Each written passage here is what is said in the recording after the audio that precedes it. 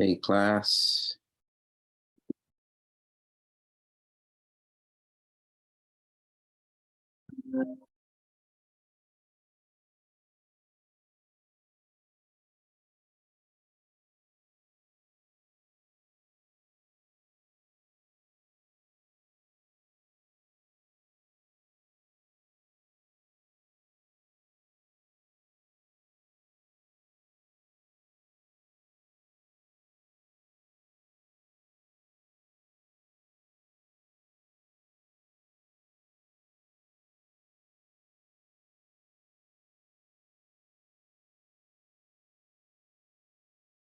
All right, good day, class. Hopefully everybody's doing well. Welcome to week 5 of our module. All right, over halfway done. So give yourselves a big round of applause and job well done so far. All right. So week 5 we have the midterm. No, we had midterm last week. Excuse me. Case study. This week I think it's this week or next week, but the case study. So make sure you stay on top of that. Check yourself, check your profile out on the portal for your group assignments, and we should be good to go on that. All right. So get your work in, and let's keep pushing towards the finish line. All right. So this week we're going to talk about sports management and marketing agencies, and things affiliated to the management and the agencies that are involved in sports. We're also going to talk about some international sports or the world of international sports. Okay. So let's get going. All right. So, agencies have been around for a long time, and, agencies for the most part are there to have the agents, really help the athletes negotiate their contracts, right? That's really what the agencies do, right?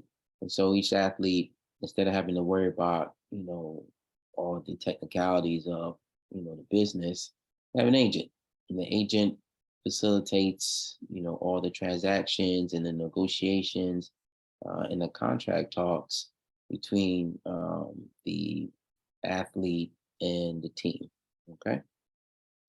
And so their instrumental piece, and for their hard work, they receive a percentage of the athlete's pay, right? I think it's traditionally 10% or something like that, but varies from athlete to athlete, depending on different concessions and things that are involved in the contract. So you'll have different pay scales on that. Okay. Some of the functions that the management and marketing agencies do, strategic planning management, event creation, content development, research, insight, and measurement. Okay. So all these particular functions are all done in support of trying to get the best contract or negotiate the best terms for the athlete that they are representing. Right. So make sure you keep that in mind if you are trying to enter the world of being an agent. Right. It's extremely lucrative. But the key is you have to find that athlete, right? You have to like anything else, you have to build that relationship and try to find clients and get them good contracts, good deals, um, and maximize their potential when they're at their peak as far as their performance. All right. So here's a table that just outlines some of the functions. All right. So one of the things that they do, or assist the athlete is building a legacy, right? Building, some kind of, long-term profile that's going to, remain beyond time, right? We're talking about legacy. We're really talking about what are people going to say about you and what you did after you're long gone, okay? And your impact to that particular sport or whatever it is. Okay. So, you know, agencies, they make sure to, take advantage of all the, resources they have, right? Maximize your name, maximize your image, uh, maximize your likeness in the sport, so we have the NIL, which a lot of you are familiar with, and some of you may participate in it not as student athletes. Okay, but agents are there to really help you figure out all the nuances and the kind of the different areas that you may not be thinking about when it comes to making money, right? Getting endorsement deals and that type of thing. All right. There are a lot of agencies available you know, to athletes and to people that need them. Okay. They all vary in size. They all, some are, very specific as far as like the number of clients they have because they're smaller. Some are bigger, like Clutch Sports, that's LeBron James, the management team, and his his buddy, can't remember his name right now, is the CEO who runs the whole thing for him. And so,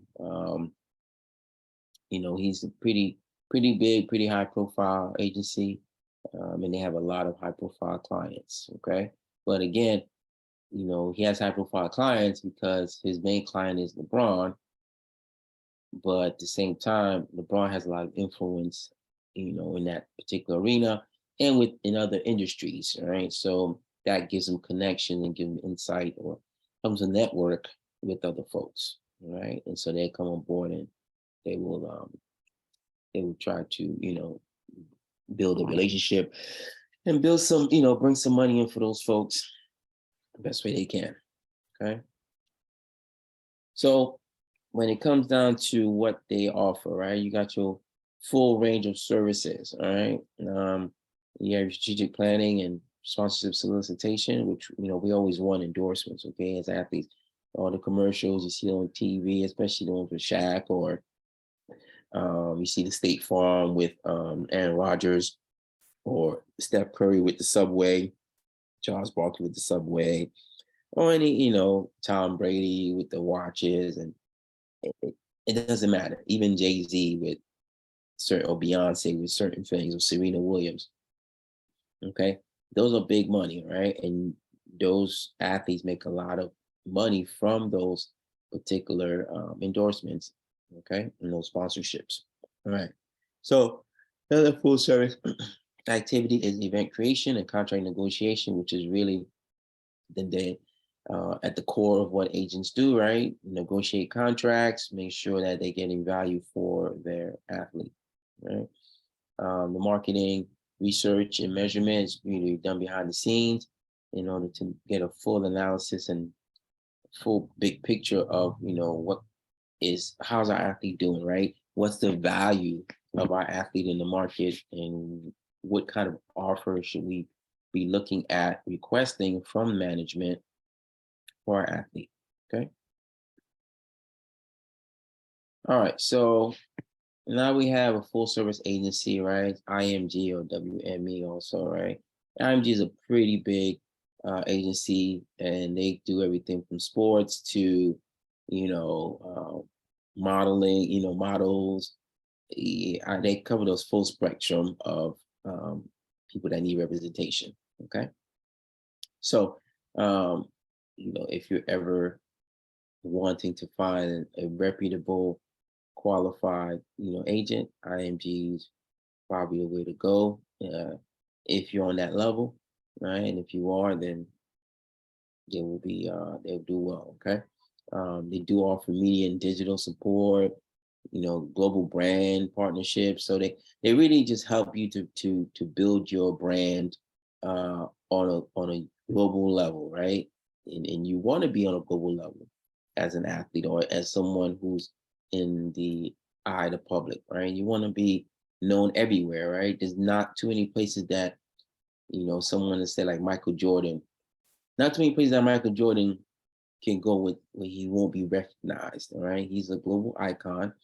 And so, but that became became that way because of who Michael is, but also of the work that his agents did, right? And getting him lucrative deals, getting him a contract with Nike, getting him endorsements, getting him, really highlighting his talent and skills, what he did on the court, on the basketball court, and really leveraging that to build his profile and to get him as many deals as possible, right? That's why he's, the first billionaire athlete. Um, you know, um, as far as basketball goes, you know, also first, full owner of a team. And so, Michael Jordan has done well. His marketing team, his agents have done extremely well, not only for Michael, but for themselves. Okay. All right. So general agencies, again, they have a kind of integrated, comprehensive approach to development of their clients, right, and their clients, brand and profile. Okay, so when we look at the whole, kind of different things that they bring to the table as far as like what can you do for the athlete, right? You have, the broadcaster, or you have the kind of like um, the ability to go into other things once you're done playing sports, right? You can coach, you can, participate in broadcasting and commentary, okay? You can also do corporate consulting, um, and you can also do, events and be, kind of a motivational speaker or be involved in that way, right? And so really, the agencies, they're looking to do those things for the athletes to make sure that they maximize the athlete's, potential, maximize what the athlete brings to the table, and they really want to leverage the notoriety. Not notoriety is not a that's a, not the best word. They want to really leverage the recognition of the athlete, right? If it's a very, popular athlete who's easily recognizable, then they want to make sure they take advantage of that, right? Got some specialty agencies, right? Excel Sports, the talent representation, we're talking about actors, singers, and that kind of thing. Bespoke Sports, Entertainment, they really just work with huge companies to help build their brand. And then Joyce Julius and Associates, right? They help in media markets, right? Helping uh, everyone really trying to, you know, be able to navigate, TV, radio, social media, digital media a little bit better, right? And to maximize those platforms in which to make money, right? OnlyFans, I hate to bring that up, but OnlyFans it's a social media, digital media platform, right? That's bringing lots of money. But now you see a lot of singers, actors, people in the spotlight that have their OnlyFans page, and people pay a premium to go be part of those groups, and they get access to those particular folks. Okay. All right. So let's talk about some in-house groups. All right. So, within the agency itself, you have different departments, which makes, sense. It's like any other company. Okay. And so, these in-house groups, they do other things on behalf of the parent company. Okay. And so maybe, if IMG is representing Nike, or representing, Michael Jordan, or representing LeBron or something like that, right?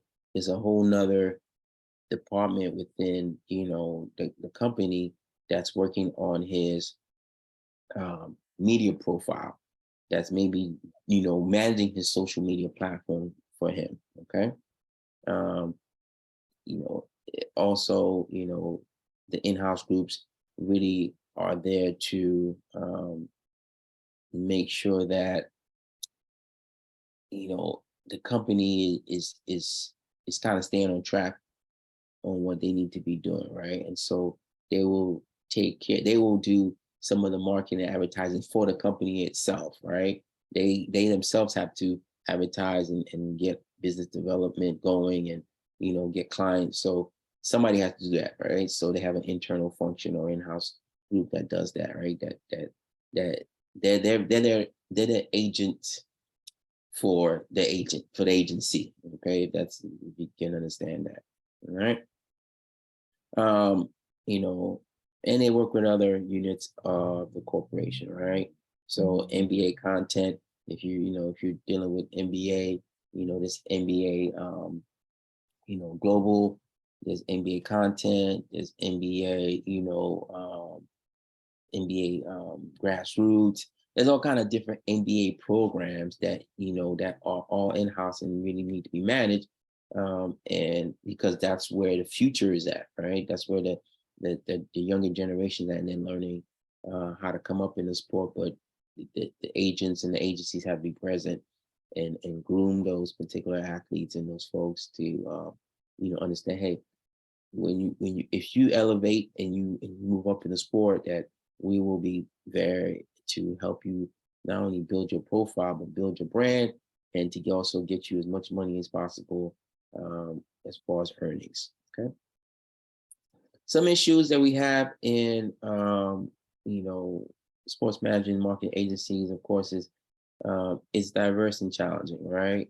um, and so because of the different sports we are, looking at, you're gonna have a, a whole bunch of different backgrounds and different things that that people are bringing in as far as like cultural um, differences and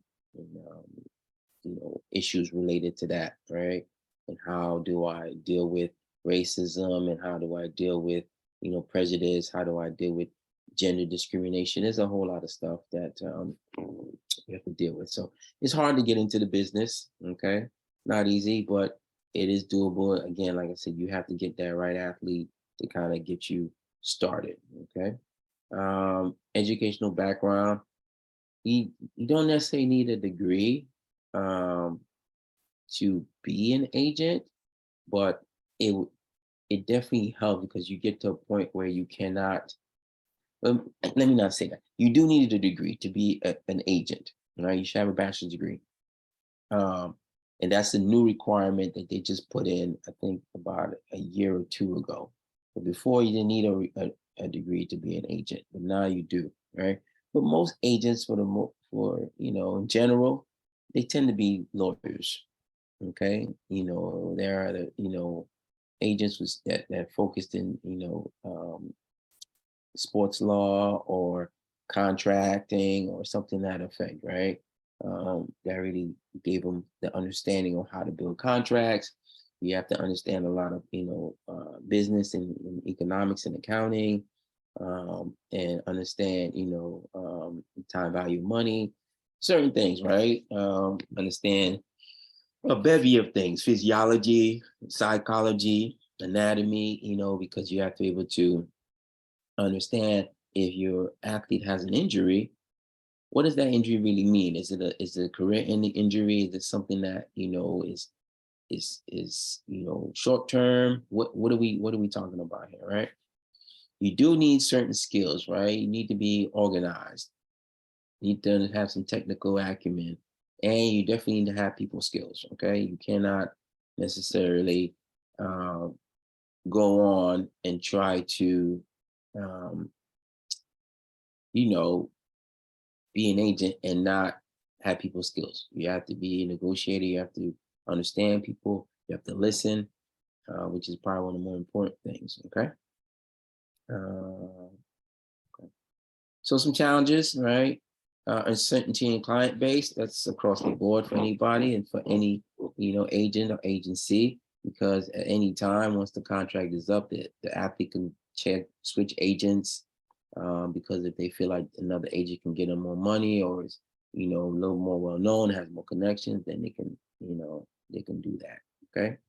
You have mergers and acquisitions, so different things happen within not only the agency but change of ownership and teams and change of direction and where the teams are going and where the management sees themselves. So that will impact your particular athlete, right? And then that may impact a lot of different athletes depending on what sports you're in and if you're all in one sport, then that may, have a serious impact on what's going on.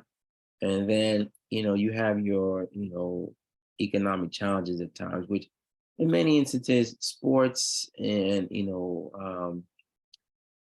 entertainment is somewhat insulated from the, economy. And because it's one of those things where um, even when the economy is down, people will usually find ways in which to still participate in their sporting activity. And the market isn't really set as far as earnings for athletes. It really isn't set by the economy. It's set by the value of the athletes within that ecosystem. All right. All right. So let's jump into international sports. All right. So we look at international sports, really talking about sports on a global level, right? Sports that transcend um, boundaries and transcend countries, right? And so there's a huge growth happening in certain sports, excuse me, um, internationally, right? Basketball is growing tremendously when it comes to the international game. They've always had a foot in the door, but now it's even more so when they're doing NBA Africa, NBA Europe, right? They have games there. NFL is doing the same thing where they have games in different countries and trying to expand not only the game but the brand of the leagues, right? So everybody knows and we can possibly get some some presence, in internationally, right? Okay. There's the Olympics and Paralympic Games, which is really one of the biggest global sporting events, in our history. Okay, and so that is an example of, how sports has transcended, boundaries and can be very influential and in political and um, you know um, conflict resolution between countries. Okay, so it's really important to understand the impact of the international sports and how we're trying to grow it. And there's other countries where they women cannot participate in sports, and so that's another thing that that is growing on the international level, right? The participation of women in sports, um, in varied sports, right? Just under certain conditions, right? We have teams that or countries that are Muslim or Islamic, and they have strict rules about coverings and that kind of thing when it comes to women. And so women can participate in certain sports if they're covered up and they can still play the sport and still participate at a high level. So you see these different opportunities coming up for women. Okay.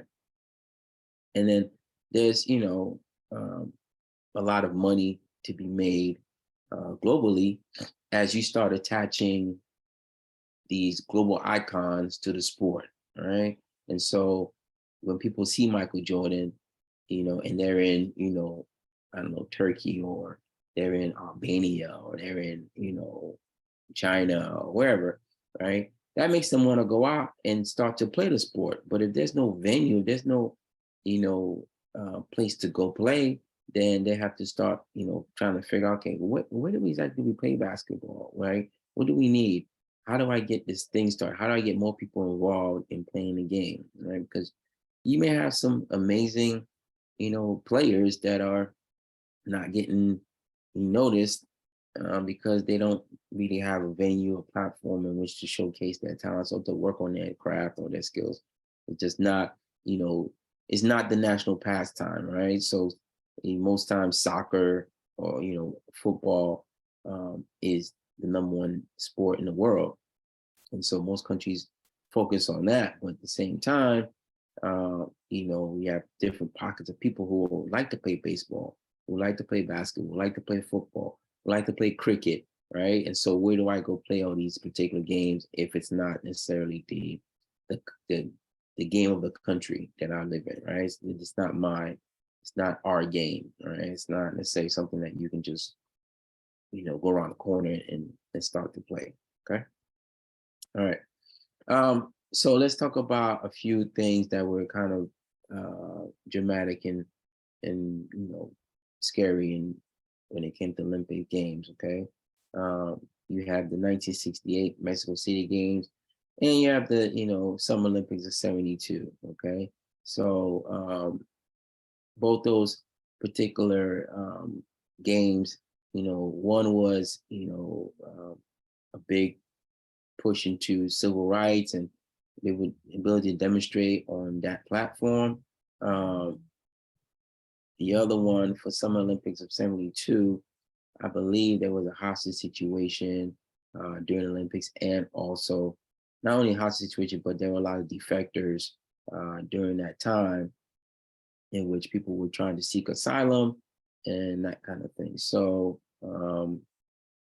that there's, when you talk about the Olympics um, and some of these bigger sporting events, they're an opportunity for countries that are oppressed, for those athletes to speak out or to maybe defect, right? And so there's always that fear by the other countries that they'll have their athletes will speak out against them on this platform on this level, and they don't want that. They don't want to be spoken poorly of on an international global level, right? And so we have to, keep that in mind, right? Another thing is, having individual athletes and their, behavior and those things that they do when they're not playing, that plays a role into, what goes on with international sports, right? And some of the things that occur, change when it comes to the Olympics. Okay. So this is a lot of things when it comes to Olympics because of the sheer number of different countries and the athletes that are involved. You're gonna have different issues. You're gonna have individual problems. You're gonna have ethical dilemmas. You're gonna have human rights violations and things of that nature, um, because you're now getting an opportunity as far as athletes are concerned. You get an opportunity to really have an ability to speak freely, maybe, or when you're performing and you're doing well, maybe that gives you some notoriety, some space in which you can kind of convey how you're feeling about the things that bother you in your country. Okay. All right. We talked about Title IX, right? Title IX basically was the legislation that opened the door for women in sports and has changed the landscape um, permanently and for the better. Okay, women now have the opportunity to participate in the same sports men do, and they're doing extremely well. And just showing that hey, gender has nothing to do with it. Okay, we have world class athletes that are women, and they are phenomenal and just amazing, amazing athletes, right? And so now, we're almost on par with as many men's teams as there are women's teams, right? For a majority of sports, right? And we're getting there slowly but surely as far as getting professional teams on both sides of the fence, right? Both male and female. But at the end of the day, Title IX really opened the door and and gave women an opportunity to participate in sports and do well and excel in things that they love to do, right? And with that comes the opportunities or the things that that come with participating in sports, right? The endorsements, the money, the fame, all the stuff that comes with the sports also is something that they have, okay, access to now, right? And it also opened the door for having more women in leadership positions. All right. All right. So when we talk about international sports, there's definitely a different shift in power as far as like the players and how much influence they have on what's going on and that kind of thing, right? And so uh, when you are in the international sports and involved in international sports, it's probably more ability to kind of, negotiate some things, but the rules are pretty, defined and strict, and they stick to them because of the sheer number of people that we're talking about. You think about tennis or golf, right? There's very hard and fast rules and behaviors, and there's only so much power that the players have over the institution itself, right? But it's shifting a little bit because the players are starting to realize like they do have power, and there's power in numbers, there's power in unity, and so if you want us to play and participate in your sports on an international level, because it generates revenue and money, then you're going to have to listen to what we say and some of the demands and wants that we're requesting. You're gonna have to entertain that. Okay. All right. We'll come to recruiting and marketing. Okay. You have to be real careful with this because recruiting and marketing in one country is totally different than another country. Okay. There's lots of options for athletes um, who want to, participate in their sport, but maybe they can't do it in their home country, so they go elsewhere. Basketball is a perfect example of that, where we always had a pretty good pipeline into the international, landscape. Like usually, well, back in the day, if you played 4 years of college, you could pretty much go to any international team and play. Right? They will give you a contract if you played Division 1 for sure. You had a chance to play professionally in in China, in Turkey, in Israel, in Italy, right? In Europe specifically, you had all these Euro leagues or the Euro League. You could play, because of your experience. Because we were so far ahead as far as basketball was concerned, ahead of other countries. But now, other countries have caught up for the most part as relates to basketball, and on a pretty level playing field. And so, you still do have that ability to you know, play overseas, but now it's more competitive, right? It's just not you just can't walk in and just kind of get a spot and get a contract.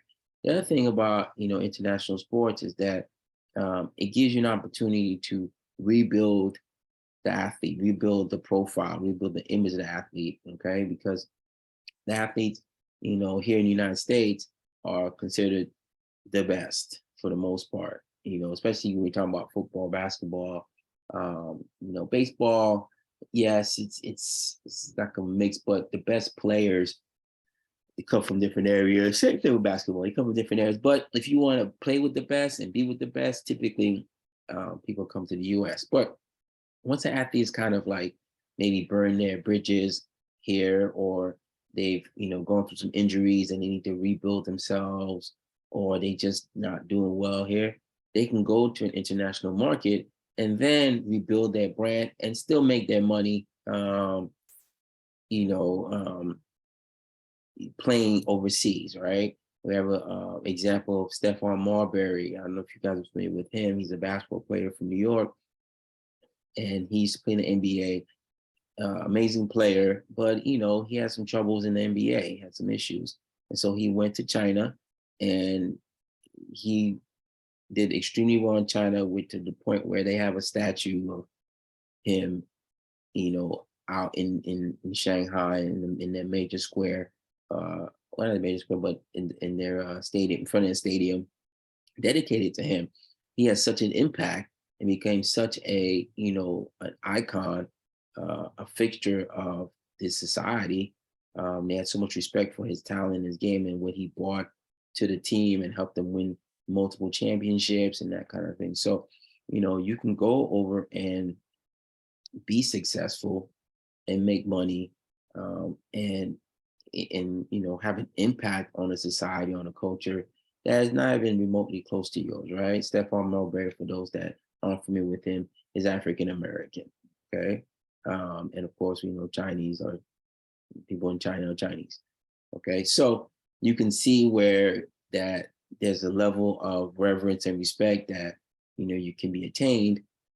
But again, he did, his agents were really good. They helped to build a very different image of him than that was, that he had in the US, right? Just totally different kind of guy, which he always was, that person that they portrayed of him in China, but he just was misunderstood in those particular in the US. Okay. All right. Some current issues that we're dealing with in international sports, of course, drug testing and arbitration is always a big deal. Okay.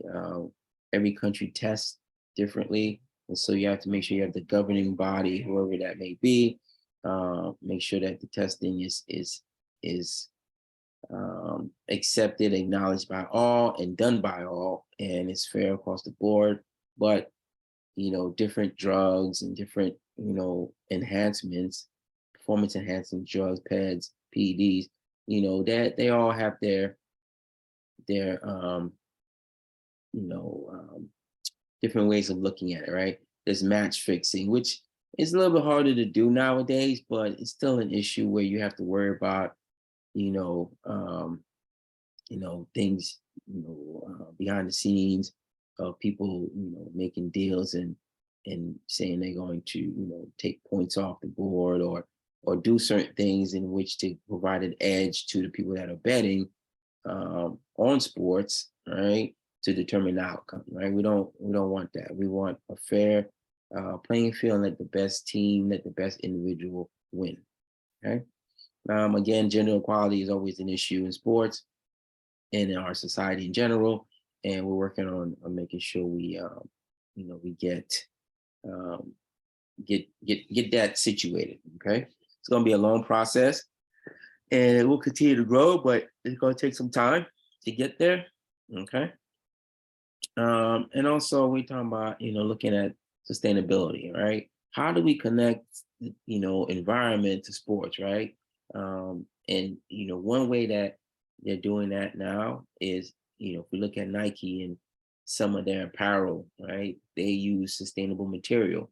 They use compost. They recycle their rubber and their, material in which to build or make their new products. Okay, if you look at the sneakers and the jerseys and the hoodies and things that they have, they're all made out of recycled material, right? Or just those things that we would had maybe thrown away before, but um, we they recycle and trying to have an impact on the environment. All right. Let's see. If you want to be a sports manager, right? If you want to be an agent, okay. Best thing is to really just get into it, right? Get into the sport. Trying to find an internship program, volunteer where you can. Okay. A lot of you know sports managers, agents, they get their start as being, the sports manager for their high school team or their college team, being one of them. All right. They're the equipment manager or something like that, or video analyst. And, there's many ways in which to get into that particular business. But you need to network and try to get as many people involved as you can. Right. Now we're going to talk about some emerging developments in sports management. Okay. Uh, within sports, we have some new things, especially, across the board anyway. In general, we have AI, which is changed, how we do things, virtual augmented reality, streaming, esports, fantasy sports. We have a lot of things, right? But now when we look at AI, we're really looking at, algorithms and machine learning and things that will help to identify patterns, and that will help us get better, right, as athletes, or help processes or systems get better. Okay. And so that's being incorporated into sports to help the athletes be better, help coaches be better, just to help, those folks, identify trends or things that aren't, necessarily um, identifiable by the naked eye or by just an individual, right? So artificial intelligence and machine learning are having a huge impact on sports and will continue to do so, right? Then we have virtual reality, which is, up and coming. And we're used to video games being virtual reality, but now they use virtual reality, scenarios in which to simulate, right, certain environments. Okay. And then as you are in that environment, you will, make decisions and base your actions and behaviors based on what's going on, right? And so it gives you the ability to practice and to do your thing without necessarily having to suffer the consequences, and then be able to go back to the drawing board and say, okay, I saw where my mistake was at. I can do this, do that, do this, do that to kind of fix it. Okay. Then you have augmented reality, another, kind of technology that helps you, um, you know, build these kind of not fictitious but virtual worlds, right? Or it helps you kind of train in an environment that you're going to be working in, right? And so you kind of put things into a pre-existing environment already, and then say, okay, let's see what happens. Let's watch. It's kind of like an experiment in sort of a way. Okay. Streaming, of course, we all live stream now. Streaming is the way. All right. It's old regular old digital cable. We stream. All right. And streaming, it allows for live, real time uh, footage. Right. It helps us to watch what's going on as it's happening. Right. And a lot of people stream via the internet, and they use their laptop, their personal computer, their mobile device, all right? And the benefit of streaming is that you can basically take it anywhere with you, right? You can access it anywhere. You can, any place. You can kind of watch the game anytime you want.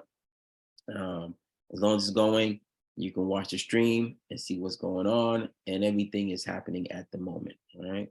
And so it's very helpful in keeping the fans engaged, and keeping folks, kind of locked in to what's going on, and keeping them abreast of, the situation, whatever is going on in that sport.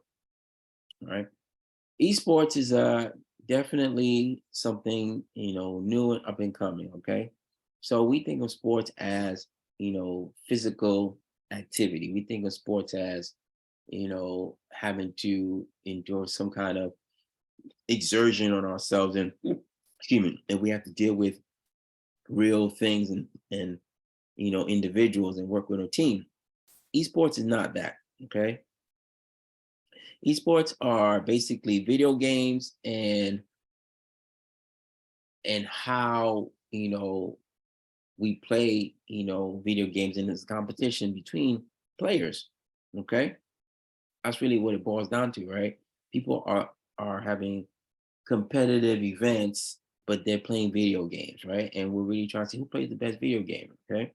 And the thing about esports is that it really is reminiscent of, simulation and virtual reality, in that it forces you to, react, like forces you to use skill sets that you may not use when you're playing sports per se, right? Or maybe you have to use them a little bit more, right? You may have to be a little bit smarter and more intellectual when you're playing a video game. You may have to be, have a higher emotional intelligence. You may, have to be a little bit more social, right? When you're playing esports, because again, we're talking about playing a video game, and that is something that you don't necessarily need to be physically fit for. All right. It's really about you understanding the game, what the goal is, what resources you have, when to employ them, how to employ them. Okay. And those things. So it really is, a mental game, and you have to, kind of go in there and really, battle it out with folks. Okay. And it's a big deal. They're giving away scholarships for this kind of thing, right? To 4-year universities, Harvard, Yale, Princeton, they all have these esports programs now, where students can come in and learn gaming. Okay, because gaming, for those of you that don't know, was really something that was derived for the military, right? Goes back to simulation, goes back to virtual reality, goes back to creating a situation where we're going to practice some of the things that we might face in a real situation, right? But again, we get to evaluate and analyze it once it's occurred, right? And with the ability to fix it, right? To tweak it, right? So some benefits associated with esports, cognitive focus, it is therapeutic for some people, relaxing for other people, and requires some level of social engagement, right? You need to be able to interact socially with folks and be able to talk to them, and especially if it's a team esports activity, you need to be able to kind of get in there and be somewhat social. Okay, so esports has definitely grown. Okay, and according to this stat, let's see, there were a total of 43 million viewers that tuned in to watch the League of Legends World Final, which is the big esports finale in 2016. Um, and so that's pretty huge. 43 million people tuned in to watch this thing. Okay. Um, let's see. According to Newzoo, the global esports audience consistent with esports enthusiasts, people who watch esports more than once a month, occasional viewers reached 380 million in 2019. So we're definitely having a huge influx, a huge growth in esports, and you can tell that it's growing because of the such a large number of individual are gamers, right? Are involved in digital, or playing the PlayStation or Xbox, whatever it is, right? And we've gotten more sophisticated with the graphics and the plots, and everything has just been elevated. And so you can see where there's a huge interest in esports, and how you know it's going to continue to grow globally. Okay. So some revenue streams when we talk about esports and sponsorship, there's media merchandise and ticket revenue, and then streaming revenue, right? So there's different ways to make money from esports, depending how good you are, who you're affiliated with, and that kind of thing, right? And there's the behind the scenes stuff that really goes on, right? The guys that are building the games, right? We can't forget those guys. Those guys are the important piece to this whole thing, right?